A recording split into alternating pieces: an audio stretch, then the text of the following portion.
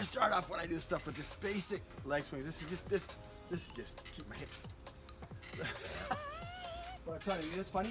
So a while ago, this was like 2015. The groove was we were performing, right? We were performing at like SeaWorld, right? We're doing this whole series of shows. Is it 9 of us? It's Bionic, Christina, Speedy, and Twix, and Randy, JD, Shockwave, right? But anyways, when we did it, I remember that I was doing the show and like I've had some problems with my back before because what happened was I used to ski very aggressively, and then I played football for university up in Canada, right? So when I played football, I'm from back in the day when you got hurt, you just like sucked it up. You just sucked it up. There wasn't physio and massages, and it was ice and aspirin and just tough it up. So I would do these things. I'm going around the corner because I don't have space. This is my. So I do these things. So I got kind of over the years. I admit I was not really a big stretching guy because I didn't get that regimen from stretching. It was more like, you did a few jumping jacks and you were kind of ready to go, right? And even when I danced all these years, I didn't really stretch because the one thing about street dance, I found for myself, like the music started playing, you kind of warm up as you start to go. You start to just get into it and start to just connect to it. And like the idea of like doing this for a while and doing this for a while kind of pulled you out of that vibe. So I didn't really grow up with a lot of stretching. Yeah, a bit of an excuse, but kind of a reality for how I was. Anyways, all those years, back in the day, I had like, gosh, this huge skiing accident. So I was skiing, right? And I was a hot, they called the group of us, we were kind of hot dogs a little bit. So we would show off a little bit, I admit. And there was a group of us, Guns and Rico, me and Jeff, and we'd go under the chairlift. And we would purposely, there's a chairlift right where the chairlift goes, and there's a big jump, massive air. So I went up, of course, and you just get massive air. It wasn't like doing flips there, but it was like doing huge spread eagles, daffies, double daffies, all that kind of stuff. And I went up for, I got like just massive air, into a daffy, like this. So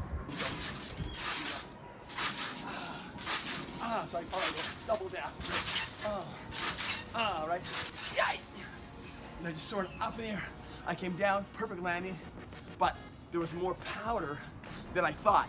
So when I went up on the jump and I did the big daffy, when I came down, there was more powder, snow powder, than normal, than I expected, I should say. Not normal, whatever. Just that sunshine and bam, oh my gosh, great help. So, because I feel like, this is hilarious, I feel like, what am I doing? What is this? Marching band? There was more powder than expected. And so when I landed, instead of landing like, down, I landed and I went, urch! And so here's my legs, here's my upper body. I went like this, urch, flap, flap. My head just smacked into my ankles and I whiplashed my back. But of course, back in that day, that was like, okay, it hurt. I was in flipping agony, driving home in my Ford Fiesta, just like reclining, just going, oh gosh, all the way home. Got home, and I remember I just kind of like, it hurt like crazy for a while, but I didn't like go anywhere. I didn't go to get a massage or a chiropractic it was kind of like, take a couple aspirin, take it easy kind of thing. That happens. Then a couple years later, I'm playing football for the University of Calgary. And when I played in high school, I was like a receiver and a running back, but in the university, I wasn't big enough. So I became a free safety and a cornerback. Cornerback is the guy that stops all the people from running around the end. And so I would go and play good. I had a great season. That's not really the point, but what happened was, in terms of my back, one time this guy came around the corner, right? My job, pull out in that pocket, bam! This guy was massive, and I stopped him, but man, I fell back, and I said, ooh! And this isn't the first time, but I really felt that one hit in that one game. I remember the next day at rehearsal, at practice, that's dance talk. I was at practice, and I was just sort of doing stuff, and all of a sudden I just went, oh, and I just fell on the ground, and then I couldn't move. Like I couldn't move my legs. So I called the trainer. The trainer came over, and he wouldn't move my legs. He said, well, I think you got disc problems. I said, disc? I'm only like 20, whatever, I was 21. He goes, okay, whatever. I ended up in traction for like, oh gosh, like a week. You know, weights hanging off your. That's all that happened. I was in traction. My point of all that was, that happened. That's my history, and all these years of popping and locking and breaking and stuff and hip hop. After all that stuff, I then didn't do a lot of maintenance. So 2015, this is a long story. This story is absolutely ludicrous. Who's still with me? You still with me? So I love stories. Obviously, my dad was a storyteller. Whenever we have discussions, my boys go, Dad, is this a story? I like your stories. Is this a life lesson or a story? But my dad would tell stories. Always like he was big fish, Anyway, so I at that thing, and all of a sudden I do this thing. I forget what I did, and I thought I'm finished because I finished that shows, and I was in agony. I was like it's pain I've had before. Like the pain is like this. And I've had it over the years, like over decades, right? Where I'd be walking like this, going la di da, and I was like, oh gosh, oh, and I feel like someone took a knife and went, and it was like doing this with the knife. My whole body was totally weak, and just stabbing pain come through here, and it happened every year, every 6 months, every month. It depended on what was happening. Sometimes I couldn't get up, and I waited for my wife to come home and help me out of the bed.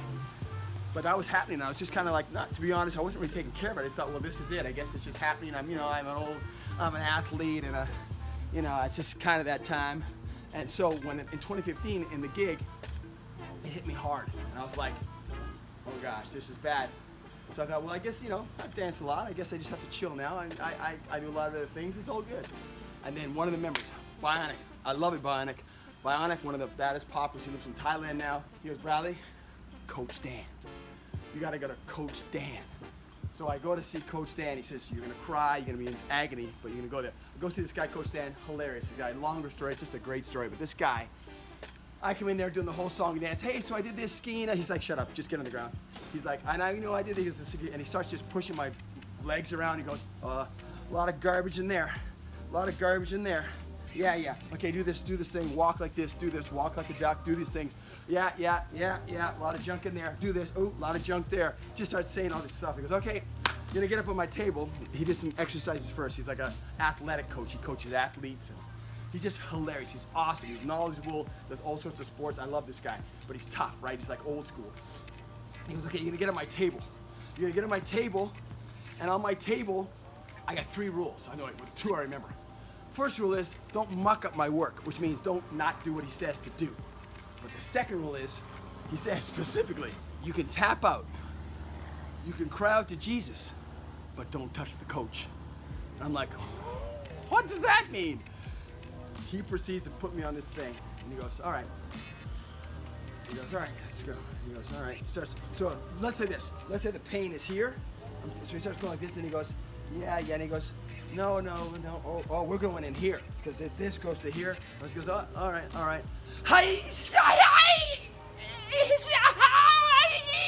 With this, he starts like I'm on the table, just like you're just like. And then as he's doing it, he starts talking to me. He goes, oh yeah? You think you're gonna stay there? You think you're gonna last? I mean, no, you think he's talking to the actual thing. Oh, you think you're there? No, I'm getting you. Oh yeah. And he goes, hey Bradley, just need 20 more seconds. 20 more seconds? I wanted you to stop like an hour ago. And I was like, he did that, and he did like about 5 spots. He goes, you're gonna need ice. That was the big thing. You need ice. I was like just bruised all over my body. He just like totally was just giving the shiatsu, whatever it was. I don't know, haya, all over my body. I went to him twice. Boom. Why didn't I do this my whole life? Anyway, so he gives me these exercises, these things I have to just do, these sort of certain things I just do every day. Him and my other guy, Dr. Burr, who's my chiropractor guy, who gives me these neck things to kind of do for my neck that hurt. So I'm just gonna today finish up with a bit of body stuff. Sammy's very happy that he's taping me right now because usually he has to join me, but he gets to now just watch. He's kind of like, he's smiling because he's not having to do the workout. Aren't you? Look at that smile. He's so happy. Show him your smile, Sammy. Cheese, it's in my mouth.